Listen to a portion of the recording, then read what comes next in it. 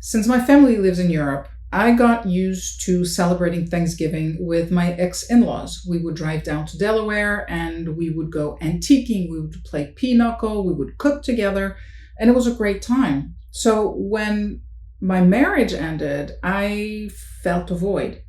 And I was talking to my best friend and I told her that I wasn't really doing anything for Thanksgiving. She's like, come to my house, come hang out. I'm having everybody over.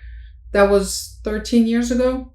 And it's a tradition that is still ongoing today and one of my favorite times of the year. Traditions are important family markers. They provide comfort, stability. It's an opportunity for the family to get together a few times a year. And when we lose those markers because of a divorce, we need to recreate those in a way that is going to help us to move forward. New traditions are a way to anchor in a new life. They were our anchor in our previous life, emotional anchors, and they help to contribute to that sense of identity. But with the new landscape in front of us, they help us to actually begin a new chapter of our life. And the good news is we can make those traditions anything that we want them to be. But first, we have to acknowledge past traditions, what they brought to us, how they made us feel, the comfort that they gave us, because they had value and they were dear to us. One of the traditions in my family was that when it was our birthday, Mom would cook anything that we wanted to. So we could ask for anything. And it's something that I've brought into my new life, is to be able to have those moments where our birthday is a special thing. And when we can say, this is what I want for my birthday, it makes it that much more special. When I couldn't spend time with my ex-in-laws for Thanksgiving anymore, I had to go through a bit of a process of letting go and finding my new markers with my friends' Friendsgiving was a great way to make that transition.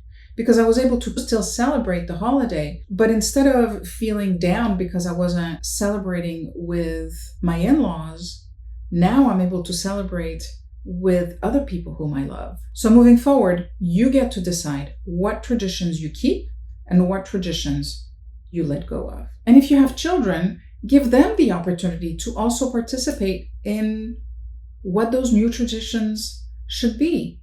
It'll give them a sense of continuity and a sense of belonging. So you can look at traditions in a different way.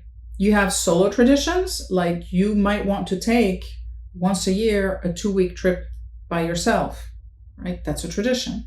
You have family traditions. What are going to be those touch points with family when you get together? And finally, you have friendship traditions. What are the things that you want to do with your friends? I know many people who will take a week at the end of summer, they rent a house at the Jersey Shore, and they all go and congregate, and they have a good time for a week. So many different ways in which you can look at traditions. Traditions, when I hear that word, I often think about holidays, but they're not necessarily the same thing.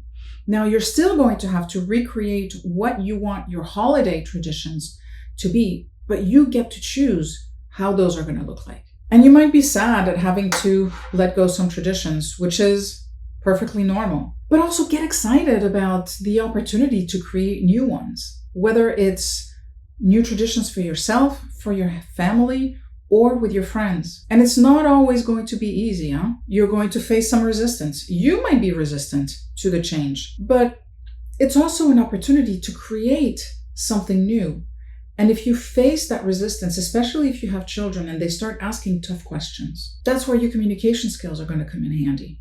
Because you're going to have to go through those explanations. You're going to have to say, this is the reason why we can't do it like this. So when they're asking, why can't we go to grandma's, or why can't we do this the way that we used to do it? Explain the change. And at the same time, ask them, how can we do this in a way that's more fun, in a way that celebrates how we used to do it? And again, I've said this in previous videos.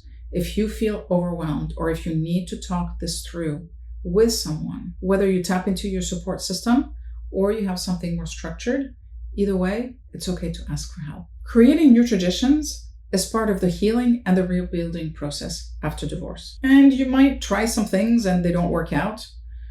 And you might do something once and you're like, this is it, this is a keeper. So be curious instead of nostalgic. There's nothing wrong with being nostalgic, but being curious is going to help you to keep moving forward. It's going to help you to create this new life. And I love this quote from W. Somerset Maugham, who says, "Tradition is a guide, not a jailer." So have some fun and create the traditions that you want to create.